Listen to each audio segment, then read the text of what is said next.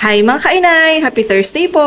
For today ay isi-share ko po sa inyo kung paano ko ginawa ang durian candy. At dahil hindi nga po nakasanayan at dahil sa sobrang tapang ng amoy nito ay hindi talaga nila nagustuhan na ipalaman sa tinapay. Kaya naman para hindi masayang ay ginawan ko na lamang po ito ng paraan na para makain kahit paunti-unti. Tara, samahan niyo po ako magkusi. Una po dyan ay naglagay ako ng isang buong pack ng maliit na Coco Mama na gata. Nung kumulo na ay hininaan ko na ng konti ang apoy saka ko inilagay ang durian jam. Na talaga namang hindi mapapagkaila dahil pagkabukas pa lang ay amoy na. At kung kayo po ay yung mga nabibilang sa mahihilig sa durian ay talagang maire-recommend ko po itong durian jam na ito. Matapang man ang amoy niya, pero yung lasa naman ay sobrang sarap. Tuloy-tuloy lang po ang halo para siguradong matunaw at mapahalo ito sa gata. Sunod po ay naglagay naman ako ng 3 kutsara na oatmeal. Pagkatapos ay naglagay na po ako ng 2 kutsara na brown sugar at vanilla extract. Nasa 1 teaspoon po ang tansya ko dyan.